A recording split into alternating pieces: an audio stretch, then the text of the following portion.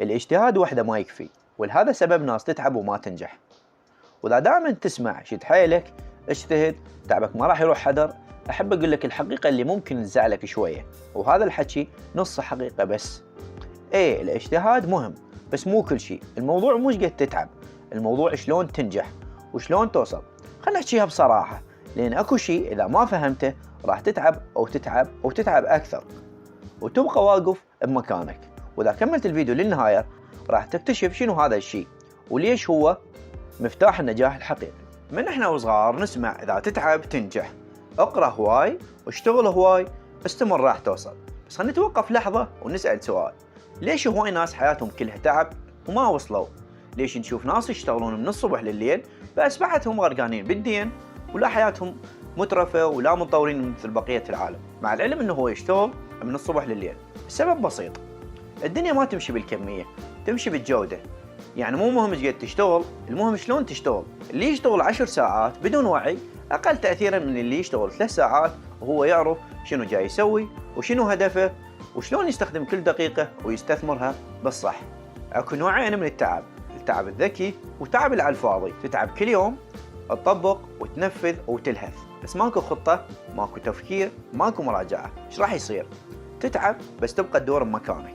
بس التعب الذكي هو لما تعرف قبل لا تتحرك، تسأل نفسك سؤال، شنو أسوي اليوم حتى أكون أقرب لهدفي باكر؟ شنو اللي شي فعلا يصنع الفارق؟ ما جاي أحكي فلسفة ولا جاي أتفلسف، بس هذا واقع. قيم تعبك، وإذا ما ينطي نتيجة غير الطريقة.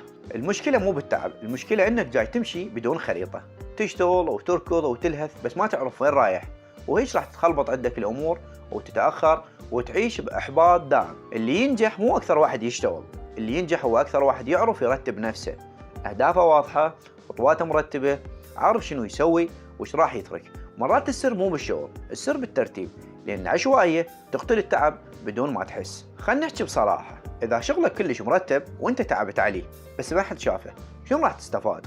اليوم اللي يعرف يبرز نفسه هو اللي يوصل. تعلم تعرف شغلك، تعلم تحكي عنه، تعلم تحكي عن تعبك. مو تكبر، بس لازم الناس تعرف منو انت وشنو جاي تقدم وشنو قيمتك. هواي ناس تعبوا سنين بس ما حد دار بيهم لانهم ساكتين، والساكتين خسروا الوقت وخسروا الفرصة. تتعب وتتعب وتتعب وترجع آخر اليوم تسأل نفسك شنو راح يتغير.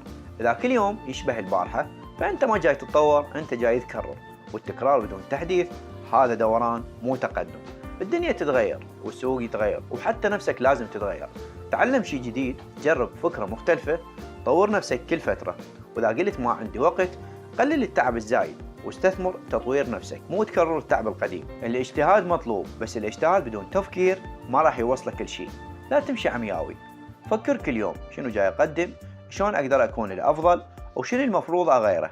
الناجحين مو عباقرة ولا خارقين، بس دا يفكرون قبل لا يتحركون ويحسبون قبل لا يتعبون. اليوم أريدك ترجع تعيد النظر بكل شيء. اجتهد إيه، بس اجتهاد بفكرة مو بعشوائية. تعلم ضروري، بس تعلم شيء يفيدك فعلا، مو بس تكرر اللي تعودت عليه. اشتغل بس على شيء يطورك ويوصلك، وخلي شغلك يطلع للنور لا تكتمه. النجاح ما يحتاج خارق، النجاح يحتاج واعي. وإذا وصلت لهنا فأنت فعلا واعي، بس تبقى تطبق. لا تنسى اللايك والاشتراك. خليك ويانا وخلينا نشتغل صح على أنفسنا ونبدأ نطورها.